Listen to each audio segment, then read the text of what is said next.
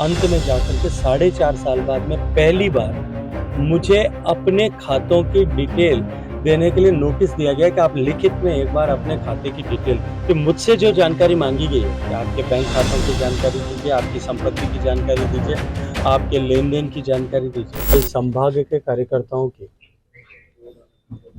चुनाव के दृष्टिकोण से जीत का मंत्र फूंकने के लिए एक बैठक लेने वाले हैं। एक विशेष श्रेणी के कार्यकर्ताओं के साथ में वो 3-3 जिलों के कार्यकर्ताओं की टोली में 2 बार उन सबसे संवाद करेंगे, चुनाव की तैयारियों की समीक्षा करेंगे।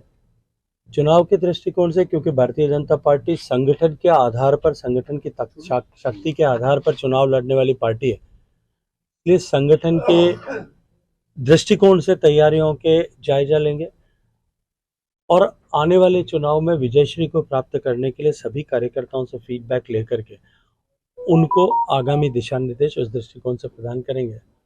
मैं ये मानता हूँ कि माननीय नड्डा जी का प्रवास, माननीय प्रधानमंत्री जी ने जहाँ एक तरफ पूरे पश्चिमी राजस्थान में अपने शब्दों के माध्यम से, अपनी उपस्थिति से एक नई ऊर्जा का संचार किया था, माननीय नड्डा जी के इस प्रवास से संगठन को एक नई धार और पैनापन मिलेगा। सर, रात को आप तो शहर के भीतरी इलाकों में पुरानी हत्या याद आ गई थी, रात को 12-1 बजे तक। देखिए, मैं समय पर जोधपुर आ गया था कल जयपुर से, तो कई दिन से कार्यकर्ताओं के साथ मिलना नहीं हुआ था, तो गया था सहज भाव से। न तो उसके पीछे कोई राजनीतिक मोटिव था, न और कोई उद्देश्य था।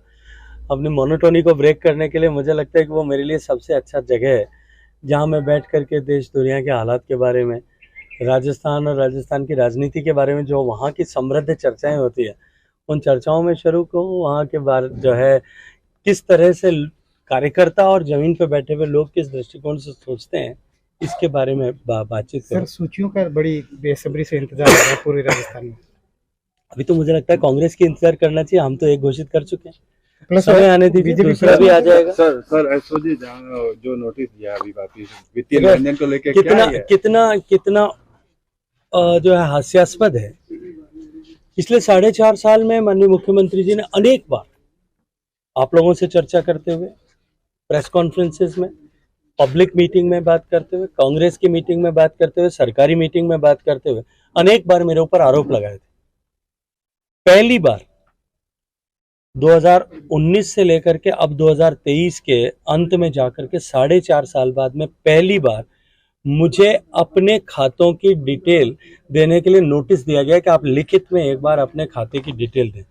आपकी जानकारी के लिए बता दूं, अब ये नोटिस जो दिया गया इतना कितना पॉलिटिकल मोटिवेटेड है कि मुझसे जो जानकारी मांगी गई है कि आपके बैंक खातों की जानकारी दीजिए, आपकी संपत्ति की जानकारी दीजिए, आपके लेन देन की जानकारी दीजिए, ये सारी जानकारी मैं 2020 में और 2022 में एक रिप्रेजेंटेशन अपनी तरफ से बिना मांगे लिख करके एसओजी को कि आप जो जांच कर रहे हो वो इस दृष्टिकोण से करें कि इसमें जो है किसी भी तरह का पॉलिटिकल इंटरेस्ट और एंगल नहीं रहे।